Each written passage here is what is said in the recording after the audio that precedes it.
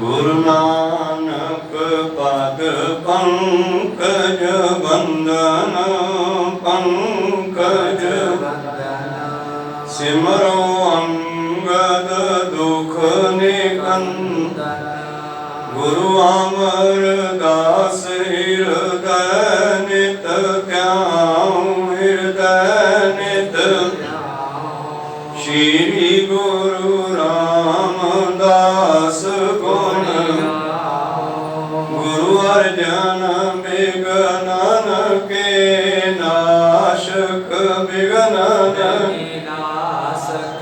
श्री हरि गोविंद सुमत पर श्री हरि राय नमो कर जोरी नमो श्री हरि कृष्ण मनाओ गुरु तेग बहादुर परम कृपाला परम श्री गुरु गोविंद सिंह विशाला तरो तरा पर पुन पुन सीसा पुन बंदो बार बार जगदीशा एक ओंकार सतगुरु प्रसाद सच होए वाहिगुरु जी की फतेह है विनाशन सोए वाहिगुरु जी की फतेह है विनाशन सोए दोहरा अखर 36 पंच पुना 25 तत् सुजाना गुर प्रसाद पढ़ अग्रत है लखो सिख बुधवान। वाहिगुरु जी का खालसा वाहिगुरु जी की फतेह। आओ गुरु प्यारे गुरु सवारे सत्संगी जनो रोजाना की तरह पातशाह जी की अपार कृपा बख्शिश का सदका पिछले पहरां के दीवान सजाने हुए आप जी गुरु चरणा विखे हाजरियां लवा रहे हो।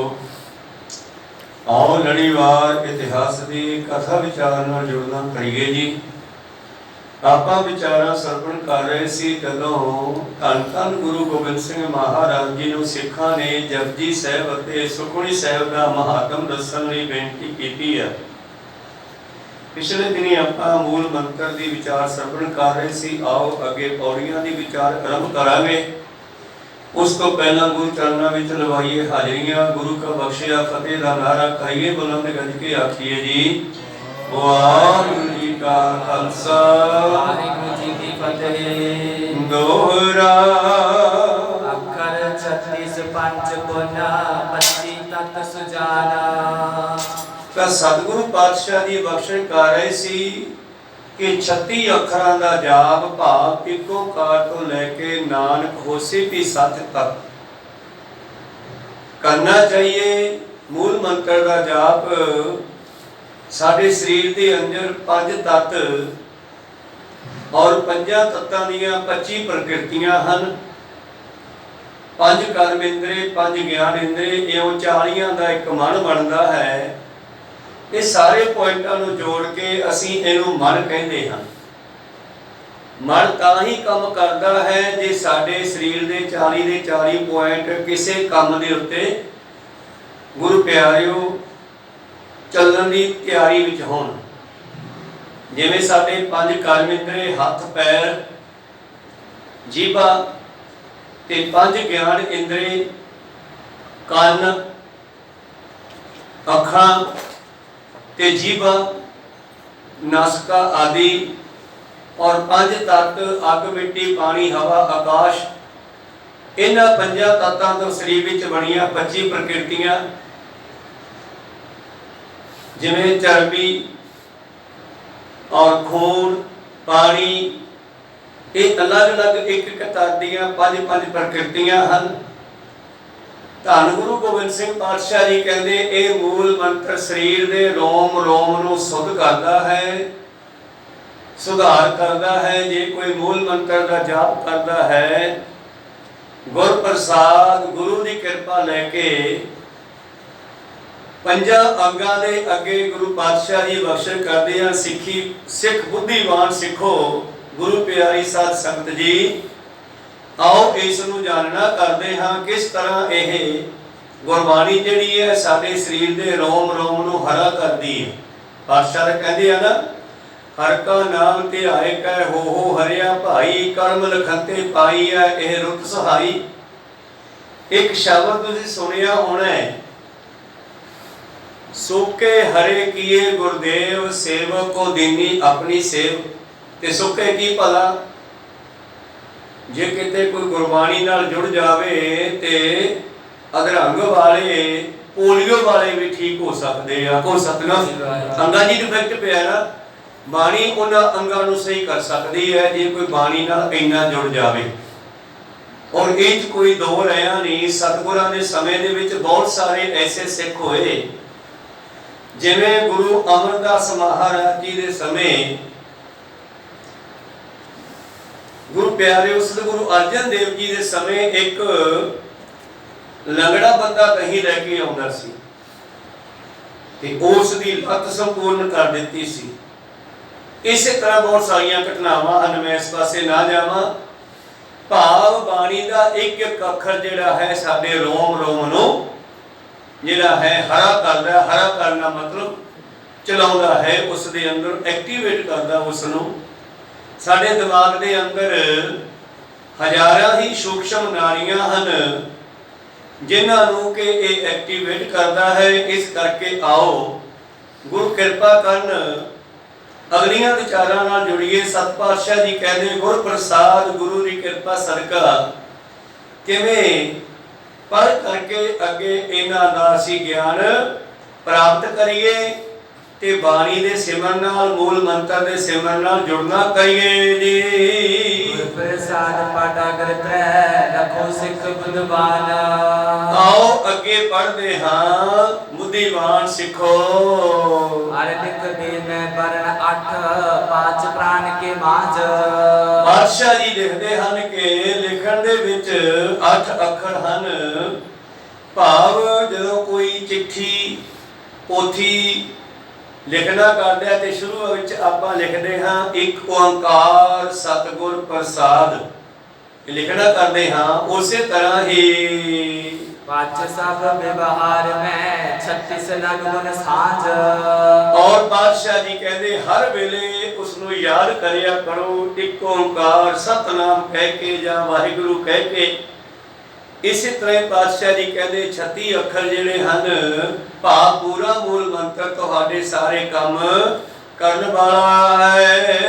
36 ਲੱਖ ਓਤ ਦੇ ਮੁਕਤ ਹੋਏ ਤਤਕਾਲ।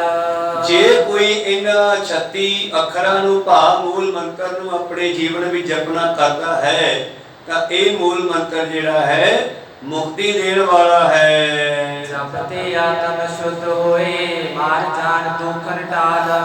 ਔਰ ਜਪ ਕਰਿਆ ਸਿਮਰਨ ਕਰਿਆ, ਪਾਤਸ਼ਾਹ ਜੀ ਕਹਿੰਦੇ ਸਾਰੇ ਦੁੱਖਾਂ ਦਾ ਨਾਸ ਹੁੰਦਾ ਹੈ ਤੇ ਆਤਮਾ ਸ਼ੁੱਧ ਹੋ ਜਾਂਦੀ ਹੈ। ਪ੍ਰਥਮ ਸਲੋਕ ਜਪ ਕੋ ਪਦੋ ਤਿਸ ਕੀ ਬਿਦ ਕਹਿ ਦੀਨਾ।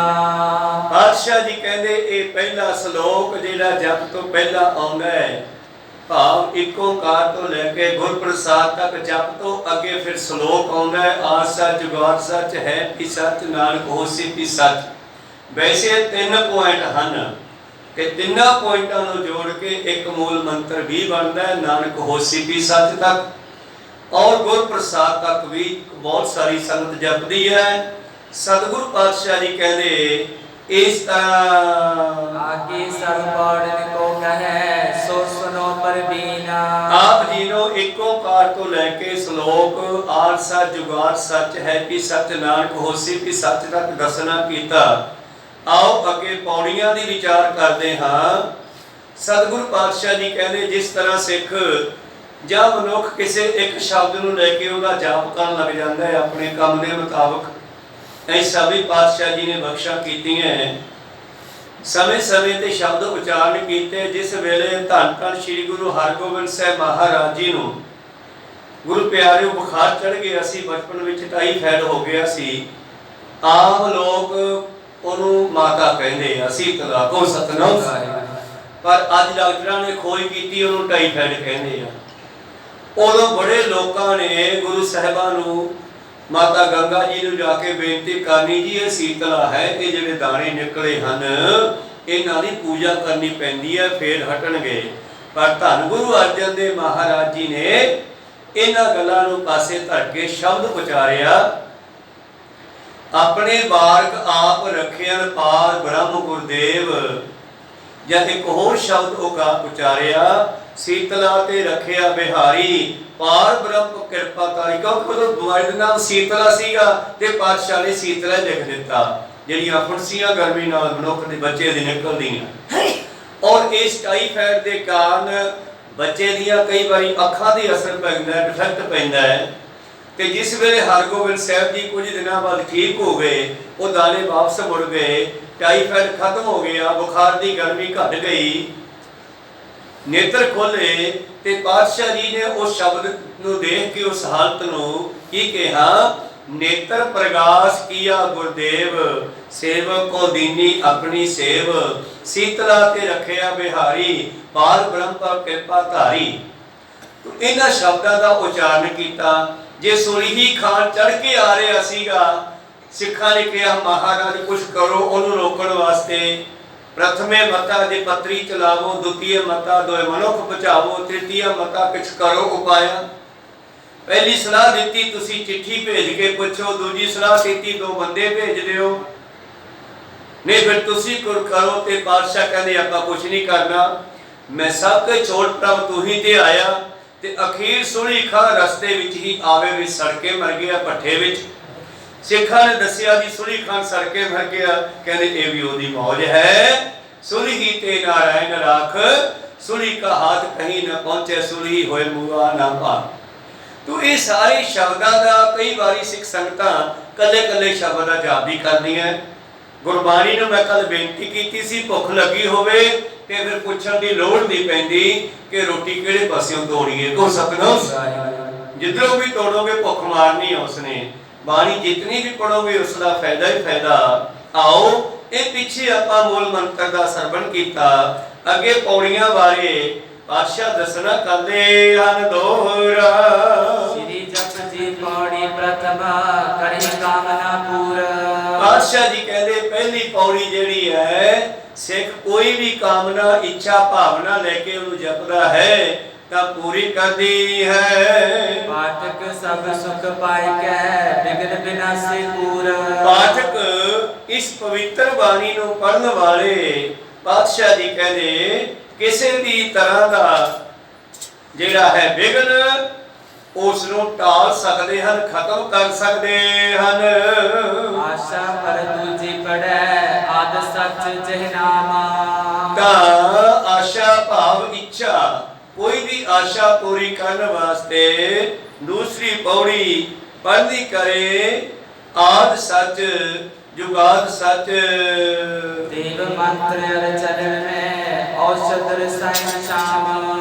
और गुरु प्यारिओ असी गुर प्रसाद तक मूल मंत्र मन रहे हैं, पर जप तो अगे फिर वैसे पहली पौड़ी जेड़ी है ना वो चलती है आद सच जुगाड़ सच हैप्पी सच नानक होसी सच। इत्थे एका लगे है और अगे सोचे सोच ना होवे जे सोची लख वार। ये पहली पौड़ी है, ये पीछे भी जाके एका लगे है क्योंकि ये उत्ते श्लोक का एका लाता भी एक श्लोक पूरा हो गया ते एक श्लोक जपजी साहब के पीछे जाके लगे उत्थे भी गुरु प्यारे एका लगे है। श्लोक दो हैं जपजी साहब दे विच, पौड़ियां 38 है, टोटल 40 हैं और एक उत्ते मूल मंत्र है, इस तरह 41 हो गए को सतनाम। तो इस करके पातशाह जी ने भाई साहब जी दसदे हैं कि इथों जप तो अगे फिर गिनना शुरू किया। चलो आप इनू एक लिखिया ते एक मान लेने आ। कहते इथों कहते आरंभ करते हाँ, जे कोई आशा लैके इस पौड़ी का जाप करदा जी।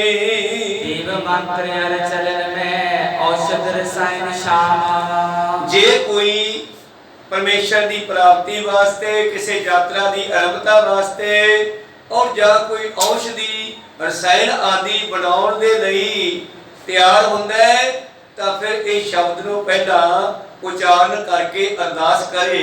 ते सारी ही गुरबाणी अरदास रूप है। जदों सिख बाणी नूं जपदा है ते उसका ध्यान प्रभु चरणों नाल जुड़दा है, तो अरदास ही चलनी है। विपदा कारज हान में गावी को रहनाद। इसी तरह ही फिर अगे पौड़ी चलती है, गावे को तान होवे किसे तान। जे कोई विपदा किसी कारज विच पैंदी होवे ते उस नूं जपना करो जी।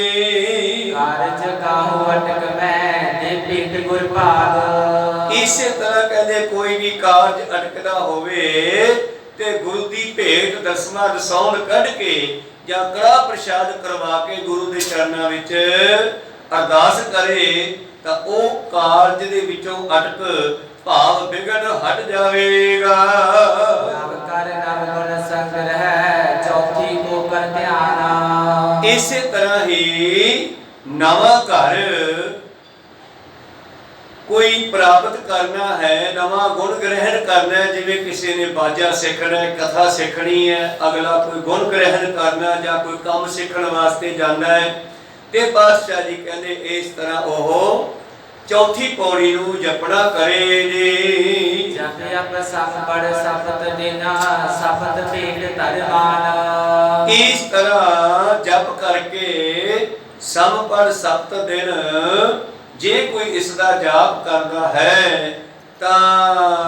उद्यम पंजे युद्ध में सेवी सप्तम बंद। और जंगा युद्धा दे भी जान लगिया छेवीं पौड़ी जेड़ी है उसनों जप के जावे। अटकी नारी आठवीं नामी मंत्री संद। अटकी नारी आठवीं जदों गुरु प्यारिओ इस्त्री दे प्रसूत समय कई बारी ना बच्चे का जन्म हुंदा है ते उस वेले बड़ी दिक्कत आउंदी है, ते उदों भी कहंदे कोई बाणी का जाप करदा है 8वीं पौड़ी का कर लवे तो उस वेले भी ये बाणी मदद करती है। मेरा वैद गुरु गोबिंदा हर हर नाम औखद मुख देवै काटे जम की फंदा। इस करके ये बाणी हर वेले हर थां ते सिख नूं कम देन वाली है। दसवीं दस दे वंज जै वाहन लेते बीच। हाँ 10वीं पौड़ी नूं पढ़ लो। कोई वाहन नवी मशीनरी लेनी है या व्यापार ते जाना है। चढ़ने क्रय विक्रय विखी 11 पौड़ी कीच। इस तरह 11वीं पौड़ी का पाठ उदों करो जिस वेले तुसी अपने कारोबार नूं आरंभ करना है, अड्डे ते जाना है, भाव जिवें असीं मुहूर्त कराउने आ किसी नवीं दुकान का, उस वेले 11वीं पौड़ी ते सारा जपजी साहिब भी पढ़ते रहिए तो फिर सारे कारज ही रास हो जाने हैं। पर जिवें यह लिखे हिसाब किताब हो जाए मैं तुहानूं उवें सुणाउणा करना माफ करना, पर सतगुर ने सानूं नितनेम करन दा हुक्म ही दे दिता, आपां रोज नितनेम ही करते रहिए। वाही पाठ कल्पन करे लोक अरसठ को नाश। और जे 12वीं पढ़ के कल्पना करे भाव सोचना करे बेनती करे ते दुखां दा अरिष्टां दा भाव माड़े ख्यालां दा खात्मा हुंदा है। 13 ते सिद्धन बचे कारज राज सरास। 13वीं पौड़ी पढ़े ते सारे राजनीति दे कारज भी रास हो जान। जांतरण में 14 कहो पंच दसी ते भूत। जे किसी ने तुहाडे ते जंतर मंत्र कीता है तां फिर 14वीं ते 15वीं पौड़ी का जाप करया करो। औरस दे डाकन तजे सतदस मोन कूत। 16वीं पौड़ी जेड़ी है ये पढ़ करके जीव दे उत्तों माया छाया खत्म हो जानी है। वैसे तो बाणी कहदी की कहदे पातशाह बाणी विच तंत मंत ना जोही ते चाख ना लाग्या। जे बाणी पढ़ते रहिए तो नजर लगनी होई नहीं को सतनाम। पर चलो ये मेरा ख्याल है भी इस करके भी कह देता भाई कई लोग स्वार्थी आ ते शायद स्वार्थ करके बाणी नाल जुड़ जाण भी साडा आ काम हो जू आपां आ पौड़ी पढ़ते हैं को सतनाम। क्योंकि बच्चे नूं पहला गुड़ दी लड़ी तो टॉफी तो रब नाल जोड़िया जांदा, हौली हौली बाबा पीर नूं शक्कर तो जोड़िया को सतनाम। अगे जाके रब का नाम जद प्राप्त होया, रस आया, फिर उन्होंने सारे मिठे मिला के देखे, कहते नहीं यार रब का नाम तो सब तो मिठा है। शक्कर खंड निवात गुड़, माखियो मांझा दुध, सभे वस्तु मिठिया रब न पुजन तुध। शायद ये गल्लां जिहड़ियां हन भुलिया भटकिया नूं जोड़न लई भी है। जो कोई इस पासे चलता है, चलो एक शब्द ही पढ़ता है, जिवें पुराने समय अज भी कई कहते हैं जी 40 दिन गुरुद्वारे जाके आ तेरा काम हो जाऊगा। वो 40 दिन आउंदा रहूगा, हौली हौली कदे ना कदे गुरु के शब्द नाल जुड़ जाऊगा, ते वो सालां लई भी जुड़ सकदा है। हुण कह को सतनाम। इस करके गुरु कृपा करन। पातशाह जी कहंदे पढ़े 18 8 10 नित गुण नित्य उठ विद्या हेत। जे बच्चे नूं पढ़ाई नहीं आउंदी ते ओ भाई 18वीं पौड़ी दा जाप करया करे। माहे विद्या बते निर्मल बुद्ध सुचेत। 6 महीनिਆਂ ਦੇ ਵਿੱਚ ਉਹਦਾ ਦਿਮਾਗ ਤੇਜ਼ ਹੋ ਜਾਊਗਾ। ਤੇ ਜਦੋਂ ਇਸ ਪਾਸੇ ਕੋਈ ਬੱਚਾ ਲੱਗ ਗਿਆ, ਉਹਦੇ ਦਿਮਾਗ ਵਿੱਚ ਹਮੇਸ਼ਾ ਪਰਮੇਸ਼ਰ ਦੀ ਯਾਦ ਰਹੇਗੀ, ਮੈਂ ਪਾਠ ਕਰਨਾ, ਮੈਂ ਪੌੜੀ ਦਾ ਪਾਠ ਕਰਨਾ ਹੈ, ਤੇ ਉਹਦਾ ਦਿਮਾਗ ਫਿਰ ਸਤਿਗੁਰ ਨੇ ਕਿਰਪਾ ਕਰਕੇ ਤੇਜ਼ कर ही देना। मकसद तो थानू जोड़न है। वैसे पंजा बाणियां दा नितनेम हरेक सिख नूं करना चाहिए, नहीं तो बहुतियां बीबियां सुखमनी साहब दे पाठ नाल जुड़ियां होईयां चंगी गल है। सुखमनी साहब दे विच भी ओही बख्शिश है को सतनाम। इस करके जपजी साहब दा पाठ भी कला महात्मा बहुत ज्यादा रखता है। तो खैर ये भी ठीक है, जो अपने कोल साखी आई आपां नूं सरवण करदे आ। पातशाह जी कहते 6 महीनिਆਂ ਵਿੱਚ जे कोई विद्या के वास्ते इस पौड़ी का जाप करे, ओदी बुद्धि तेज हो सकती है। जोग में बिसी नार संजोग। इस तरह 19वीं पौड़ी जिहड़ी है उस परमेश्वर के नाल जुड़न दे लई पढ़नी चाहिए है। वो योग साधना नूं संपूर्ण करने वास्ते, योग का मतलब जुड़ना हुंदा कि मेरी परमेश्वर नाल सुरत जुड़ जावे। 19वीं पौड़ी ते 20वीं पौड़ी जे किसी का विआह ना हुंदा होवे कि वो 20वीं पौड़ी का जाप कर लवे। इस्त्री का मिलाप करने वास्ते भाव संयोग बनाउण दे लई। ते ऐसा ही वचन एक बाणी विच भी लिखिया होण।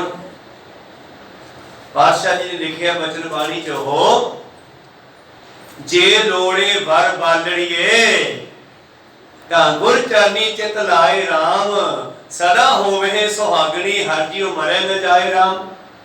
हुण जे कोई इस दे अर्थ करेगा तो की कहूगा ये शब्द, मैं जे तेरा संयोग नहीं बन रहा तो गुरु नाल जुड़ना कर। बाणी ने साइना गुरु नाल ही जोड़ना, किसी न किसी तरह तुहाडा कंन फड़ के कहो सतनाम। सारे शब्दां दे विच इदां दे वचन हन। तो पातशाह जी बख्शिश करदे हन, जे लोड़े वर बालड़िए तां गुर चरनी चित लाए राम, सदा होवे सुहागणी हर जीव मरे न जाए राम। इस करके 20वीं पौड़ी जिहड़ी है तुहानू संयोग बना देवेगी जे किसी बच्चे बच्ची का नाम बनना होवे जी। संतत हित 21वीं मृत सुत बाबी जोग। और 21वीं पौड़ी जे अगे बच्चा बच्ची ना हुंदा होवे ते 21वीं पौड़ी दा जाप करो। ते पूरा जपजी साहब पढ़ना कितना औखा है। 15-20 मिनटां दी बाणी है, रोज सारे पढ़ लिया करो को सतनाम। मैं तो यही बेनती करांगा। पर चलो कईयां नूं लगदा भी मेरा स्वार्थ पूरा हो जावे, साडे बच्चा हो जावे, आपां 21वीं पौड़ी दा जाप कर लैंदे आ ते भी 108 वारी कर लिया करो। फिर जे 108 वारी करोगे तो 21वीं पौड़ी दे कितने शब्द बन गए बार बार पढ़ के? 108 वारी पढ़ी तो 108 पौड़ियां हो गई ते पौड़ियां सारियां 40 है जपजी साहब दियां। फिर क्यों ना रोज जपजी साहब का नितनेम भी बना लईए को सतनाम। इस करके बाणी एक कहती है कि परमेश्वर नाल जुड़ना करिए। ये कुछ उन्हां लोकां वास्ते है, जपजी साहब का महात्म सारे दा दसिया जा रही है। वैसे पातशाह जी ने ये जिहड़ी 21वीं पौड़ी है संतान प्राप्ति दे लई मृत सुत बागी जोग, ते जे किसी ने बच्चा होके मर जाना होवे ते फिर 22वीं पौड़ी पढ़िया करो, बच्चा नहीं मरेगा। जिस तरह धन गुरु नानक देव महाराज जी दे मित्र भाई मरदाना जी ਤੇ ਇੱਕ ਦਿਨ ਉਹਨਾਂ ਦੀ ਬੇਬੇ ਆਵਾਜ਼ਾਂ ਮਾਰ ਰਹੀ ਆ। ਉਸ ਬੇਬੇ ਦੇ ਮਰਦਾਨੇ ਦੇ ਪਹਿਲਾਂ 5-7 ਭਾਈ ਹੋ ਕੇ ਮਰ ਗਏ। ਕੋ ਸਤਨਾਮ। ਭਾਵ ਮਰਦਾਨੇ ਤੋਂ ਪਹਿਲਾਂ ਉਹਦੇ 4-5 ਭਰਾ ਹੋਏ, ਉਹ ਗੁਜ਼ਰ ਗਏ ਬੱਚੇ। ਪਰਿਵਾਰ ਨੇ ਸੋਚਿਆ ਵੀ ਸਾਡੇ ਹਰੇਕ ਬੱਚਾ ਮਰੀ ਜਾਂਦਾ ਤੇ ਨਹੀਂ ਵੀ ਮਰ ਜਾਣਾ। ਕੋ ਸਤਨਾਮ। ਉਹਦਾ ਨਾਮ ਕੀ ਰੱਖ ਲਿਆ? ਵੇ ਮਰ ਜਾਣਿਆ। ਗੱਲ ਸੁਣ, ਵੇ ਮਰ ਜਾਣਿਆ, ਬੇਬੇ ਮਰ ਜਾਣਿਆ ਕਿਹਾ ਕਰੇ। ਤੇ ਕੁਦਰਤੀ ਗੁਰੂ ਨਾਨਕ ਦੇਵ ਜੀ ਉੱਥੇ ਚਲੇ ਗਏ ਉਹਨਾਂ ਦੀ ਗਲੀ ਚ, ਕਿਉਂਕਿ ਪਿੰਡ ਦਾ ਇੱਕੋ ਹੀ ਸੀਗਾ। ਲੰਘਣ ਲੱਗੇ ਤੇ ਬੇਬੇ ਆਵਾਜ਼ਾਂ ਮਾਰ ਰਹੀ ਆ, ਵੇ ਮਰ ਜਾਣਿਆ। ਬਾਬਾ ਨਾਨਕ ਖੜ ਗਿਆ, ਕਹਿੰਦੀ ਇਹ ਕੈਸਾ ਨਾਮ ਰੱਖਿਆ ਮਾਈ ਨੇ? ਬੇਬੇ ਕੈਸਾ ਨਾਮ ਰੱਖਿਆ? ਬੱਚੇ ਨੂੰ ਕੋਈ ਮਰ ਜਾਣਾ ਕਹਿੰਦਾ। ਉਹ ਕਹਿੰਦੀ ਕੀ ਦੱਸਾਂ ਪੁੱਤ, 4-5 ਬੱਚੇ ਪਹਿਲਾਂ ਹੋ ਕੇ ਮਰ ਗਏ, ਹੁਣ ਇਹਦੀ ਵੀ ਸਾਨੂੰ ਆਸ ਨਹੀਂ, ਪਤਾ ਨਹੀਂ ਕਦੋਂ ਮਰ ਜਾਵੇ। ਤੇ ਬਾਬਾ ਜੀ ਕਹਿੰਦੇ ਇਹਦਾ ਨਾਮ ਮਰ ਜਾਣਾ ਨਹੀਂ, ਇਹਦਾ ਨਾਮ ਮਰਦਾਨਾ। ਮਰਦਾ ਨਾ, ਇਹ ਨਹੀਂ ਮਰੂਗਾ ਹੁਣ। ਕੋ ਸਤਨਾਮ। ਬਾਬੇ ਨਾਨਕ ਦਾ ਬਚਨ ਹੋਇਆ ਮਰਦਾਨਾ, ਤੇ ਉਸ ਦਿਨ ਤੋਂ ਮਰ ਜਾਣੇ ਦਾ ਨਾਮ ਮਰਦਾਨਾ ਰੱਖ ਦਿੱਤਾ। ਕੋ ਸਤਨਾਮ। ਅੱਜ ਮਰਦਾਨਾ ਅਮਰ ਹੈ ਬਾਬੇ ਨਾਨਕ ਦੇ ਨਾਲ। ਜਦੋਂ ਉਹਨਾਂ ਨੂੰ ਯਾਦ ਕਰਦੇ ਆ, ਭਾਈ ਮਰਦਾਨਾ ਦੀ ਵੀ ਯਾਦ ਆਉਂਦੇ ਆ, ਉਹਨਾਂ ਦੀ ਸਾਰੀ ਕੁੱਲ ਹੀ ਅਮਰ ਹੋ ਗਈ। ਗੁਰੂ ਕਿਰਪਾ ਕਰਨ। ਕਹਿੰਦੇ ਇਸ ਲਈ 22ਵੀਂ ਪੌੜੀ ਪੜਿਆ ਕਰੋ, ਜੇ ਕਿਸੇ ਦੇ ਬੱਚਾ ਨਾ ਬਚਦਾ ਹੋਵੇ। ਤੇਰੀ ਤਨ ਕੁੱਟ ਮੈਂ 24 ਚਤਰ ਪ੍ਰੀਤ। ਔਰ 23ਵੀਂ ਪੌੜੀ ਹੈ, ਤੁਹਾਡੇ ਘਰ ਦੇ ਵਿੱਚ ਰਿੱਧਨ ਕੀ ਹੈ? ਰਿੱਧੀਆਂ ਸਿੱਧੀਆਂ ਭਾਵ ਤੁਹਾਡੇ ਭੰਡਾਰੇ ਭਰੇ ਰਹਿਣਗੇ, ਤੁਹਾਡੇ ਖਜ਼ਾਨੇ ਭਰੇ ਰਹਿਣਗੇ। ਇਹ ਤਾਂ ਬਾਣੀ ਨੇ ਕੰਮ ਕਰਨੇ। ਜੇ ਤੁਸੀਂ ਇੱਕ ਵੀ ਸ਼ਬਦ ਬਾਣੀ ਦਾ ਪੜ੍ਹਨ ਲੱਗ ਜਾਓ ਤੇ ਬਾਣੀ ਨੇ ਆਪਣਾ ਕਾਰਜ ਕਰਨਾ। ਵਿਰਧਵਾਨ ਹੈ ਬਾਣੀ ਦਾ। ਬਾਹੋ ਬਾਹੋ ਬਾਣੀ ਨਿਰੰਕਾਰ ਹੈ। ਪਿੱਛੇ ਪਰਮੇਸ਼ਰ ਦਾ ਇੱਕ ਸਰੂਪ ਆਪਾਂ ਪੜ੍ਹਿਆ ਸੀਗਾ ਕਿ ਜਿਹੜੀ ਅੱਖਰ ਹਨ, ਇਹ ਵੀ ਪਰਮੇਸ਼ਰ ਦਾ ਸਰੂਪ ਹੈ। ਅਖਰਾਏ ਨਮਹਿ, ਤੂੰ ਅੱਖਰਾਂ ਦੇ ਵਿੱਚ ਵੀ ਆ ਗਿਆ।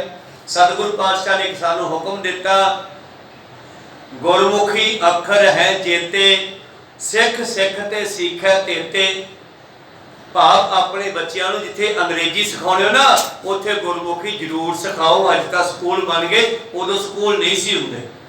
ਉਦੋਂ ਗ੍ਰੰਥੀ, ਗੁਰਦੁਆਰਾ ਸਾਹਿਬ ਦੇ ਗ੍ਰੰਥੀ ਕੋਲੇ ਜਾ ਕੇ ਲੋਕ ਪੰਜਾਬੀ ਸਿੱਖਦੇ ਸੀਗੇ, ਜਿਹਦੇ ਨਾਲ ਗ੍ਰੰਥੀ ਬੱਚਿਆਂ ਨੂੰ ਜਪਜੀ ਸਾਹਿਬ, ਰਹਿ ਰਾਸ, ਇਹ ਬਾਣੀਆਂ ਕੰਠ ਕਰਾ ਦਿੰਦਾ। ਪਹਿਲਾਂ ਮਹਾਰਨੀ ਪੜਾਉਂਦਾ, ਫਿਰ ਮਹਾਰਨੀ ਤੋਂ ਬਾਅਦ ਉਹਨਾਂ ਨੂੰ ਬਾਣੀਆਂ ਪੜਾਉਂਦਾ, ਫਿਰ ਪਹਿਲਾਂ ਨਿਤਨੇ 5 ਬਾਣੀਆਂ ਦਾ, ਫਿਰ 22-12, ਫਿਰ ਇਸ ਤਰ੍ਹਾਂ ਸਾਰੀ ਬਾਣੀ ਦਾ ਪਾਠ। ਇਹਦੇ ਨਾਲ ਕੀ ਹੁੰਦਾ, ਨਾਲ ਤਾਂ ਬੱਚੇ ਬਾਣੀ ਨਾਲ ਜੁੜ ਜਾਂਦੇ ਤੇ ਨਾਲੇ ਉਹਨਾਂ ਨੂੰ ਚਿੱਠੀਆਂ ਲਿਖਣੀਆਂ ਪੜ੍ਹਨੀਆਂ ਆ ਜਾਂਦੀਆਂ। ਕੋ ਸਤਨਾਮ। ਪਰ ਅੱਜ ਅਸੀਂ ਪੱਛਮੀ ਸਭਿਅਤਾ ਦੇ ਮਗਰ ਲੱਗੇ ਹੋਏ, ਬੱਚਿਆਂ ਨੂੰ ਅੰਗਰੇਜ਼ੀ ਤਾਂ ਬਹੁਤ ਪੜ੍ਹਾਉਣੇ ਆ, ਪਰ ਪੰਜਾਬੀ ਦਾ ਖਿਆਲ ਘੱਟ ਕਰਦੇ ਆ। ਇਸ ਕਰਕੇ ਗੁਰਮੁਖੀ ਕੀ ਜ਼ਰੂਰੀ ਹੈ। ਜੇ ਬੱਚਾ ਗੁਰਮੁਖੀ ਜਾਣਦਾ ਹੋ ਤੇ ਕਦੇ ਨਿਤਨੇਮ ਦਾ ਗੁਟਕਾ ਚੱਕ ਕੇ ਵੀ ਪੜ੍ਹ ਲਊਗਾ। ਕੋ ਸਤਨਾਮ। ਨਹੀਂ ਤਾਂ ਬਾਣੀ ਤੋਂ ਵਾਂਝਾ ਰਹਿ ਜਾਊਗਾ। ਇਸ ਕਰਕੇ ਬੱਚਿਆਂ ਨੂੰ ਗੁਰਮੁਖੀ ਅੱਖਰ ਹੈ ਜੇਤੇ, ਸਿੱਖ ਸਿੱਖ ਤੇ ਸਿੱਖੈ ਤੇਤੇ। ਸਿੱਖ ਪੜ੍ਹੇ ਪੜ੍ਹ ਅਵਰ ਸਿਖਾਵੇ। 10ਵੇਂ ਪਾਤਸ਼ਾਹ ਦੇ ਬਚਨ ਹੈ, ਸਿੱਖ ਆਪ ਪੜ੍ਹੇ ਤੇ ਹੋਰਾਂ ਨੂੰ ਪੜ੍ਹਾਵੇ। ਐਸਾ ਸਿੱਖ ਮੁਕਤ ਕੋ ਪਾਵੇ, ਉਹ ਮੇਰੇ ਦੇਸ਼ ਦਾ ਵਾਸੀ ਬਣ ਜਾਵੇਗਾ। ਕੋ ਸਤਨਾਮ। ਕਿੰਨੇ ਜ਼ਰੂਰੀ ਹੈ ਗੁਰਮੁਖੀ ਅੱਖਰ ਸਿੱਖਣੇ। ਇਸੇ ਕਰਕੇ ਅਸੀਂ ਗੁਰਮੁਖੀ ਅੱਖਰਾਂ ਦਾ ਸਤਿਕਾਰ ਵੀ ਕਰਦੇ ਹਾਂ। ਸਤਨਾਮ। ਪ੍ਰੀਤਮ ਜੀ ਕਹਿੰਦੇ ਹਨ, ਜਿਸ ਘਰ ਦੇ ਵਿੱਚ ਜਿਹੜਾ ਭੰਡਾਰਾ ਭਾਵ ਭੋਜਨ ਪੂਰਾ ਨਾ ਆਉਂਦਾ ਹੋਵੇ, ਉਹ 23ਵੀਂ ਪੌੜੀ ਪੜ੍ਹਿਆ ਕਰੋ, ਖਜ਼ਾਨੇ ਭਰ ਜਾਣਗੇ। ਤੇ 24ਵੀਂ ਪੌੜੀ ਜਿਹੜੀ ਹੈ ਪਰਮੇਸ਼ਰ ਦੇ ਨਾਲ ਪ੍ਰੀਤੀ ਪਾਉਣ ਲਈ ਹੈ। ਸਭ ਕੋ ਮੋਹਨ ਰੀਤ। ਔਰ 25ਵੀਂ ਪੌੜੀ ਪੜੋਗੇ ਤੇ ਸਾਰੇ ਤੁਹਾਡੇ ਨਾਲ ਮੋਹੇ ਜਾਣਗੇ, ਭਾਵ ਤੁਹਾਨੂੰ ਸਤਿਕਾਰ ਦੇਣਗੇ। ਸਭੀ ਛਲ ਮੈਂ ਬਲ ਕਰੇ, ਸਪਤ ਵਿਸ਼ੰਕਾ ਜਾਪ। 26ਵੀਂ ਪੌੜੀ ਦੂਸਰਿਆਂ ਦੇ ਛਲ ਤੋਂ ਬਚਣ ਵਾਸਤੇ। ਤੇ ਕੀ ਲਿਖਿਆ ਪਾਤਸ਼ਾਹ ਨੇ ਕਥਾ ਤੇ ਬਚਨ, ਨਾ ਉਹ ਮਰੈ ਨਾ ਠਾਗੈ ਜਾਹੇ, ਜਿਨ ਕੈ ਰਾਮ ਵਸੈ ਬਣ ਮਾਹੇ। ਤੁਸੀਂ 26ਵੀਂ ਪੌੜੀ ਜਿਹੜੀ ਹੈ ਉਹ ਠੱਗਾ ਚੋਰਾਂ ਦੇ ਧੋਖਿਆਂ ਤੋਂ ਬਚਣ ਵਾਸਤੇ ਪੜ੍ਹਿਆ ਕਰੋ। ਜੇ ਸਾਰਾ ਜਪਜੀ ਸਾਹਿਬ ਪੜ੍ਹ ਲਿਆ ਕਰੋ ਬੇਟਾ, ਬੜੀ ਵਧੀਆ ਗੱਲ ਹੈ। ਨਹੀਂ ਤਾਂ ਭਾਈ 26 ਪੌੜੀ ਪੜ੍ਹ ਲਓ, ਠੱਗਾਂ ਤੋਂ ਬਚ ਜਾਓਗੇ। ਭਾਵ ਤੁਹਾਨੂੰ ਸਮੇਂ ਤੇ जानकारी हो जू, सचेत हो जाओगे। 28 पैतुर को वे बजर सम पाप। और 28वीं पौड़ी पढ़ोगे तो तुहाडे पापां दा खात्मा हो जाएगा। पढ़ोगे तो बाणी चो ही ना, जपजी साहिब जी पढ़ोगे ना, होर तो 28वीं पौड़ी कितों मिलनी नहीं। गल तो जपजी साहिब की चल रही है ना। बस तुसी बाणी नाल जुड़ोगे ते ए बाणी कलयुग में कीर्तन प्रधाना गुरमुख जपी है लाए ध्याना। ये सारी बाणी ही साडे पापां दा खात्मा करन लई आई है। एक पीले बिखिया कटे 29 के झाड़। और 29वीं पौड़ी विच पावर है कि जहर पीण वाले ते जहर दा भी असर ना होवे, जां कोई पिया देवे उहनूं उत्ते जहर भी असर ना करे। ते मीरा बाई भी तो भजन करदी सी ना, ते मीरा बाई नूं मारन दे वास्ते ओदे दिओर राणे ने बड़ा जोर लाया। इहदा पति मर गया सीगा मीरा बाई दा। फिर कृष्ण जी की भगतनी बन गई, नाम जपण लगी, हर वेले मोढे ते उत्ते तूंबा रख के ओदे भजन गाउंदी रहिंदी। और रविदास भगत जी की सेवका भी बन गई। पर उस वेले जिहड़े धर्म के मुखी अखौती पंडित सन, उन्हां नूं इस गल दा टेंशन सी, चिंता सी, गुस्सा सी बई किते राजे लोग इन्हां नीचा शूद्रां दे रविदासियां दे पैरी ना पैण लग जाण, फिर साडी पूजा अर्चना घट जूगी, साडा सत्कार घट जूगा। इस करके उन्हां ने राणी नूं भड़काया। ओदे जिहदे सिर वो दुबारा रखी सी, दिओर दे गल आई सी, वो राजा सीगा राणा, ते उस राणे दे गल आई ते राणी ने भड़ करके इहनूं रोकना कीता भी तू उन्हां दी चम्यारां दी संगति विच नहीं जाना। चम्यारां दी संगति दसदे सी वो पंडित लोग, ब्राह्मण लोग, क्योंकि लगदे सन। पर परमेश्वर ने इन्हां नूं भगती दी बख्शिश कर दित्ती। भगत रविदास जी होए, कबीर साहब होए, नामदेव जी होए, इन्हां नूं मंदिरां तो दूर कढिया जांदा। परमेश्वर ने डायरेक्ट ही किरपा कर दित्ती इन्हां दे उत्ते। को सतनाम। तां गुरु प्यारिओ, जब राणे ने मीरा बाई नूं मारन दी कोशिश कीती, लोकां दे मगर लग के इसने एक सोने के हार वाले डब्बे विच जहरीला सप भेज दिता। नौकर नूं फड़ा के जाओ मीरा बाई नूं दे दिओ, उहनूं कह दिओ राणे ने 9 लखा हार बनाया, इहनूं गल विच पा ला। मीरा बाई उह तूंबे ते भजन गा रही सी, अखां दे विच परमेश्वर उतरिया होया सी, अखां दे विच नूर सी। जब जाके कहा नौकर ने, राणी जी ये राजा साहब ने तुहाडे लई हार बनाया, नूं गल च पा लो। ते गाउंदियां गाउंदियां डब्बा खोलिया, हथ पाया ते चक के गल च पाया, वो सप तो हार ही बन गया। को सतनाम। वो सप तो हार बन गया। उहदी भगती इन्नी, तपस्या इन्नी ज्यादा सीगी। नजर जिन्हां दी कीनियां कौडियों करदे लाल, ये आओ नजर भजन बंदगी वालियां दी। को सतनाम। ते जब ओदी नजर पई सप ते, ओ नौकर ने हार कहा ते हार ही बन गया। को सतनाम। वो ना मरी, दोबारा फिर किते उसके अंदर गुस्सा उठिया ते उन्हें जहर दा प्याला भर के भेजता। ते जहर दा प्याला भेजिया ते जा कह दी भी राणे नूं अमृत लभ्या कि तो तू भी पी ला। उन्हें अमृत कहा कि उन्हें फड़का प्याला गट गट पी लिया। पीकर मीरा हासी रहे, वो जहर का असर नहीं होके होया, अमृत ही बन गया। नजर जिन्हां दी कीमियां कौडियों काडे लाल, इउं ही गुरु सानू लोहे तो सोना बनाउंदा साडे जीवन नूं। कि देह सो कंचन चंगली आई बंद शब्द, घोड़ियां शब्द है, एक शब्द ओदे विच लिखिया है, ए देह घोड़ी जियो जित चढ़ हर पाया। ए देह सो कंचन चंगड़िया, जिवें लोहा गुरु प्यारे लग जाता है उस पत्थर दे नाल, पास बट्टी दे नाल तां सोना बन जाता है। शायद वो तां कहावत होवे, पर साडा जीवन लोहे वर्गा जद गुरु दे चरणां नाल लग जाता है, ये जरूर सोने तो वधिया बन जाता। को सतनाम। ए देह सो कंचन चंगड़िया, सोने तो वधिया बन जाती है। प्रीतम जी कहंदे, दूध बधावे वचन में 30 पौड़ियां गाड़। जहर नूं कट देवे 19वीं पौड़ी, और घर दे विच दुध ना वाधा होवे ते 30वीं पौड़ी दा जाप कर लिया करो। दूध बधावे वचन में 30 पौड़ियां गाड़। घर विच दुध वध जावे, और इस तरह 30वीं पौड़ी दे विच है, एकी छे को दो की भागे त्रै 33 किताब। और 31वीं पौड़ी जेड़ी तिन्ने तापां दा नाश करने वाला है। तीने ताप निवारण हारा दुख हंता सुख रास, ताको बिघ्न न को लागे जाकी प्रभ आगे अरदास। ये तिन्ने तापां दा खात्मा करने वाली है। नित जबरी चौंती पड़े चाली चाली माप। कह लगे जे किसी नूं रोज ताप चढ़दा होवे, एक तीजे दिन चढ़दा, तेईया ताप जे रोज चढ़दा है तो फिर 34वीं पौड़ी पढ़ लिया करो। कर्म माज 10 को पढ़े अर्थ माए दी पाठ। कह लगे कमां दे विच जेड़ा है कर्म माज 10 को पढ़े अर्थ माए भी पाठ।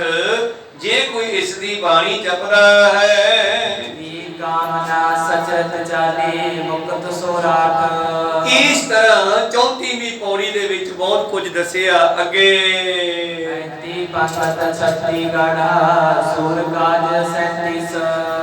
35वीं पौड़ी ਜਿਹੜੀ ਹੈ ਭਾਈਚਾਰੇ ਦੇ ਵਿੱਚ ਪਿਆਰ ਵਧਦਾ ਹੈ। ਪੰਗਤ ਹੁੰਦੀ ਹੈ ਭਾਈਚਾਰਾ। ਜਿਵੇਂ ਆਪਾਂ ਪੰਗਤ ਵਿੱਚ ਬਹਿ ਕੇ ਛਕਣ ਦਾ ਹੁਕਮ ਹੋਇਆ ਨਾ ਆਪਾਂ ਨੂੰ, ਇਹ ਕਾਹਦੇ ਵਾਸਤੇ ਹੁਕਮ ਕੀਤਾ ਭਲਾ ਪਾਤਸ਼ਾਹ ਨੇ? ਨਹੀਂ ਤਾਂ ਲੋਕ ਪਹਿਲਾਂ ਮੰਜਿਆਂ ਤੇ ਬਹਿੰਦੇ ਸੀ, ਕੁਰਸੀਆਂ ਤੇ ਬਹਿੰਦੇ ਸੀ। ਉਹਨਾਂ ਦਿਨਾਂ ਦੇ ਵਿੱਚ ਬੰਦਿਆਂ ਵੀ ਜਾਤ ਪਾਤ ਪਾ ਕੇ ਵੰਡੀ ਕਰ ਦਿੱਤੀ। ਜਿਹੜੇ ਚੌਧਰੀ ਸੀ ਉਹ ਮੰਜੇ ਤੇ ਬਹਿੰਦੇ ਸੀ, ਜਿਹੜਾ ਸੀਰੀ ਪਾਲੀ ਆਉਂਦਾ ਉੱਥੇ ਬੈਠ ਇੱਟਦੇ।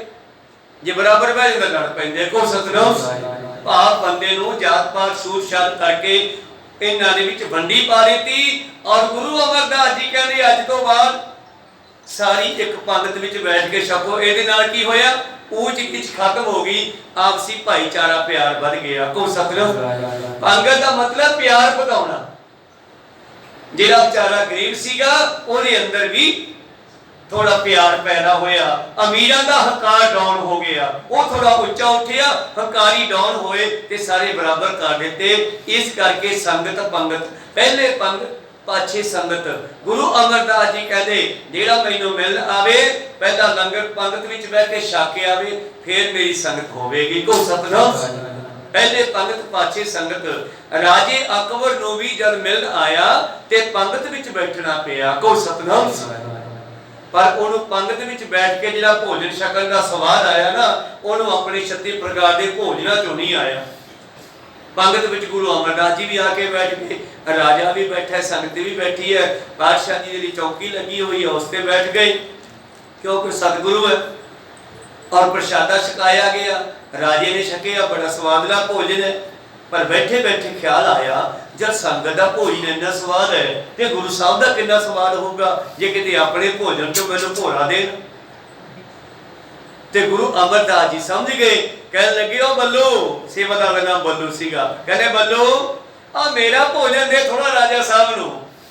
राजा जदों वेखिया भी तू दलिया जाई आ जा, संगत नू खीर कढ़ा ते आप दलिया खांदे आ। वो लैके थाली विचों खान लगे। पहली बुरकी जद खाधी उसने उन्हें मिठी लगी, मैं मिठा दलिया।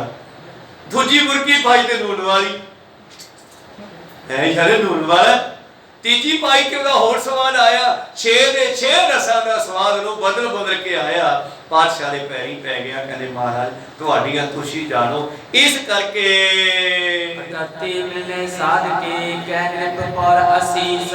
तो 35वीं पौड़ी जिहड़ी है संगत पंगत विच बैठण दी सोझी आउंदी है। 36वीं किसे किले नूं जितण वास्ते, जोरे वास्ते है। 37वीं होर कारजां नूं रस करदी है। 38वीं मिलने साध को, साधु मिल जावे, कोई वधिया रब दा पैरा टक्कर जावे, क्योंकि वो भी वड्डे भागां तो बिना नहीं मिलता।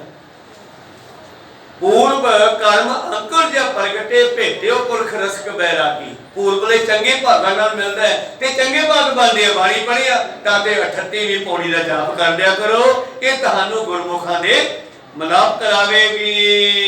चार पात जप लिखोते भोजन अखे स्वरूप। 40वीं 39वीं तन देव को। जे 39वीं पौड़ी पढ़ोगे तो मनुख तो देवते बन जाओगे। को सतनाम बलिहारी गुरु अपने द्योहारी सदवार, जिन मानस ते देवते किए कट न लागी बार। ते 40वीं पढ़ोगे ਤੇ ਫਿਰ ਕੀ ਹੋਊਗਾ 40 ਚਤੁਰਭੁਜ ਰੂਪ ਉਸ ਪਰਮੇਸ਼ਰ ਦਾ ਸਰੂਪ ਹੋ ਜਾਓਗੇ। ਹਰ ਕਾ ਸੇਵਕ ਸੋ ਹਰ ਜਿਹਾ ਭੇਦ ਨ ਜਾਣੋ ਮਾਨਸ ਦੇਹਾ। ਮੇਰਾ ਖਿਆਲ ਆਪਾਂ ਸਾਰਾ ਜਪਜੀ ਸਾਹਿਬ ਵੀ ਪੜ੍ਹ ਲਿਆ ਕਰੀਏ। ਕੋ ਸਤਨਾਮ ਚੱਕਰ ਚ ਨਾ ਪੈ ਜਿਓ ਵੀ ਕੱਲੀ ਕੱਲੀ ਪੌੜੀ ਚੱਕਰ ਚ। ਪੂਰੇ ਜਪਜੀ ਤੇ 15-20 ਮਿੰਟ ਹੀ ਲੱਗਦੇ ਆ। ਜਪਜੀ ਸਾਹਿਬ ਨੂੰ ਰੋਜ਼ ਪੜ੍ਹ ਲਿਆ ਕਰੋ। ਮੈਂ ਤੁਹਾਨੂੰ ਸੁਣਾ ਦਿੱਤਾ ਜਿਵੇਂ ਸਾਖੀ ਮੇਰੇ ਕੋਲ ਆਈ ਸੀ, ਪਰ ਪੂਰਾ ਜਪਜੀ ਸਾਹਿਬ ਪੜ੍ਹੀਏ ਤੇ ਫਿਰ ਕੋਈ ਵੀ ਐਸਾ ਕਾਜ ਨਹੀਂ ਜਿਹੜਾ ਨਾ ਹੋਵੇ। ਤਾਂ 40ਵੀਂ ਪੌੜੀ ਜਿਹੜੀ ਹੈ ਇਹ ਤੁਹਾਨੂੰ ਪਰਮੇਸ਼ਰ ਦਾ ਰੂਪ ਕਰ ਦੇਵੇਗੀ। ਚਾਰ ਪਾਤ ਜਪ ਲਿਖੋ ਤੇ ਭੋਜਨ ਅੱਖੇ ਸਰੂਪ। ਇਸ ਕਰਕੇ ਸਤਿਗੁਰੂ ਪਾਤਸ਼ਾਹ ਜੀ ਕਹਿੰਦੇ ਚਾਰ ਕੇਵਲ ਸੁੰਦਰ, ਚਾਰ ਪਾਤ ਕੇਵਲ ਸੁੰਦਰ। ਭਾਵ ਕਹਿੰਦੇ ਜਿਹੜੇ ਪਵਿੱਤਰ ਬਾਣੀ ਹੈ ਚਾਰ ਤਰ੍ਹਾਂ ਦੇ ਨਾਲ ਜਪਜੀ ਸਾਹਿਬ ਨੂੰ ਸਿਮਰਨ ਨਾ ਕਰੇ, ਪੜ੍ਹਨਾ ਕਰੇ, ਲਿਖਣਾ ਕਰੇ। ਭਾਵ ਜਪਜੀ ਸਾਹਿਬ ਲਿਖਣ ਨਾਲ ਵੀ ਪੜ੍ਹਿਆ ਜਾਵੇਗਾ, ਪੜ੍ਹਨ ਨਾਲ ਵੀ ਪੜ੍ਹਿਆ ਜਾਵੇਗਾ, ਸੁਣਨ ਨਾਲ ਵੀ ਪੜ੍ਹਿਆ ਜਾਵੇਗਾ, ਗੁਣ ਨਾਲ ਵੀ ਪੜ੍ਹਿਆ ਜਾਵੇਗਾ। ਇਹ ਚਾਰਾਂ ਢੰਗਾਂ ਦੇ ਨਾਲ ਜਪਜੀ ਸਾਹਿਬ ਨੂੰ ਜਿਵੇਂ ਮਰਜ਼ੀ ਗਾ ਲਓ। ਜਿਵੇਂ ਭੋਜਨ ਨੂੰ ਆਪਾਂ ਜਿੱਧਰੋਂ ਮਰਜ਼ੀ ਖਾ ਲਓ, ਉਸੇ ਤਰ੍ਹਾਂ ਹੀ ਇਹਨੇ ਕਿਰਪਾ ਕਰਨੀ ਹੈ। ਜਪ ਮਹਿਮਾ ਪੌੜੀ ਪੜੈ ਕਰਹਿ ਗੁਰ ਸੰਪ੍ਰੀਤ। ਸੋ ਜਪਜੀ ਸਾਹਿਬ ਦੀ ਜੇ ਪੂਰੇ ਪੜ੍ਹ ਲਓ ਤੇ ਤੁਹਾਡੀ ਗੁਰੂ ਨਾਲ ਪ੍ਰੀਤੀ ਪੈ ਜੂਗੀ। ਨੇਚਾ ਜਾਗਾ ਗੁਰਨ ਮੈਂ ਹੋਏ ਸਫਲ ਤਹਿਰੀਤ। ਪਰ ਅਖੀਰ ਤੇ ਪਾਤਸ਼ਾਹ ਕਹਿੰਦੇ ਭਰੋਸੇ ਦੀ ਬਹੁਤ ਲੋੜ ਹੈ। ਕੱਲੀਆਂ ਪੌੜੀਆਂ ਪੜ੍ਹਨ ਦੇ ਚੱਕਰ 'ਚ ਨਾ ਪੈ ਜਿਓ, ਫਿਰ ਤਾਂ ਸਵਾਰਥੀ ਹੋ ਜਾਓਗੇ ਵੀ ਆਹ ਪੌੜੀ ਪੜ੍ਹ ਲਈਏ। ਗੁਰੂ ਨਾਲ ਪ੍ਰੇਮ ਕਰਕੇ ਪੜਿਓ, ਸ਼ਰਧਾ ਕਰਕੇ ਪੜਿਓ। ਚਾਹੇ ਵਾਹਿਗੁਰੂ ਹੀ ਕਹਿਓ, ਕੋ ਸਤਨਾਮ, ਚਾਹੇ ਵਾਹਿਗੁਰੂ ਹੀ ਕਹੀਏ, ਪਰ ਸ਼ਰਧਾ ਪ੍ਰੇਮ ਦੇ ਨਾਲ। ਇਹ ਜਪ ਗੁਰ ਅਰਜਨ ਸਿਮਰ ਗੁਰ ਨਾਨਕ ਮੁਖ ਮੰਤ। ਲਓ ਜੀ, ਇਹ ਤਾਂ ਆਪ ਜੀ ਨੂੰ ਗੁਰੂ ਨਾਨਕ ਦੇਵ ਜੀ ਦੇ ਉਚਾਰਨ ਕੀਤੇ ਮਾਲਾ ਮੰਤਰ ਜਪਜੀ ਸਾਹਿਬ ਦੀ ਸਿਫਤ ਸੁਣਾਈ ਆ। ਅਤੇ ਲਿਖਿਓ ਸੋ ਕਰ ਗੁਰ ਰਾਜ ਸਤਿਗੁਰ ਸਨਮੁਖ ਸੁਖ ਸੰਤ। ਇਹ ਗੁਰੂ ਦੇ ਹੱਥੀਂ ਲਿਖਿਆ ਗਿਆ ਰਾਜ ਭਾਵ ਗੁੱਝੇ ਭੇਦ ਜੋ ਗੁਰੂ ਅਰਜਨ ਦੇਵ ਜੀ ਨੇ ਜਪਜੀ ਸਾਹਿਬ ਗ੍ਰੰਥ ਸਾਹਿਬ ਜੀ ਦੇ ਸਭ ਤੋਂ ਪਹਿਲੇ ਅੰਗਾਂ ਤੇ ਚੜਾਉਣਾ ਕੀਤਾ। ਇਹ ਗੁਰੂ ਅਰਜਨ ਦੇਵ ਜੀ ਨੇ ਸਾਡੇ ਤੇ ਬੜੀ ਕਿਰਪਾ ਕੀਤੀ ਹੈ। ਸਭ ਸਾਧਨ ਪ੍ਰਗਟ ਕੀਏ ਨਹੀਂ ਦੁਸ਼ਟ ਕੋ ਦੇ। ਕਹਿ ਲਗੇ ਸਤਿਗੁਰੂ ਪਾਤਸ਼ਾਹ ਜੀ ਨੇ ਹਰ ਤਰ੍ਹਾਂ ਦੇ ਸਾਧਨ ਗੁਰਬਾਣੀ ਵਿੱਚ ਰੱਖੇ ਆ। ਤੁਹਾਡਾ ਕੋਈ ਵੀ ਕਾਰਜ ਹੈ ਉਹਦੇ ਪ੍ਰਥਾਏ ਬੇਅੰਤ ਸ਼ਬਦ ਬਾਣੀ ਵਿੱਚ। ਆਪਾਂ ਬਾਣੀ ਨਾਲ ਜੁੜੀਏ। ਬਾਣੀ ਗੁਰੂ, ਗੁਰੂ ਹੈ ਬਾਣੀ ਵਿੱਚ, ਬਾਣੀ ਅੰਮ੍ਰਿਤ। ਕੀ ਲਿਖਿਆ? ਥੋੜੇ ਜੇ ਸਾਰੇ ਲਿਖਿਆ ਬਾਣੀ ਗੁਰੂ, ਗੁਰੂ ਹੈ ਬਾਣੀ ਵਿੱਚ, ਬਾਣੀ ਅੰਮ੍ਰਿਤ ਸਾਰੇ। ਗੁਰਬਾਣੀ ਕਹੈ ਸੇਵਕ ਜਨ ਮਾਨੇ ਪਰਤਾ ਗੁਰੂ ਨਿਸਤਾਰੇ। ਅਗਲੀ ਵਿਚਾਰ ਕਾਲ ਨੂੰ ਸਰਵਣ ਕਰਾਂਗੇ। ਹੁਣ ਇੱਥੇ ਰੋਕਣ ਦੀ ਆਗਿਆ ਬਖਸ਼ੋ। ਬੋਲਦਿਆਂ ਦੇ ਇੱਕ ਆਖਰ ਬਾਅਦ ਘੱਟ ਹੋ ਜਾਂਦੇ। ਸਿੱਖ ਸੰਗਤਾਂ ਦੇ ਸਤਿਗੁਰੂ ਬਖਸ਼ਣ ਯੋਗ ਹੈ, ਬਖਸ਼ ਲੈਣਾ ਜੀ। ਸਮਾਪਤੀ ਕਰੀਏ। हे अच्युत हे पार ब्रह्म अविनाशी अगनास। हे पूरन हे सर्व में पंचन गुणतास। हे संगी हे निरंकार हे निर्गुण सब टेक। हे गोविंद हे गुण निधान सदा विवेक। हे अपरंपर हर हरे हे संत कै सदा संग। हे ठाकुर दासरो नानक दीजै नाम दान। आए प्रभ शरणागति एक अखर हर मन बसत। एक ओंकार सतगुरु वाहिगुरु जी की फतेह है। विनाशन सोए वाहिगुरु जी की फतेह है। विनाशन सोए। वाहिगुरु जी का खालसा वाहिगुरु जी की फतेह। बहुत बहुत धन्यवाद सर्व संगत।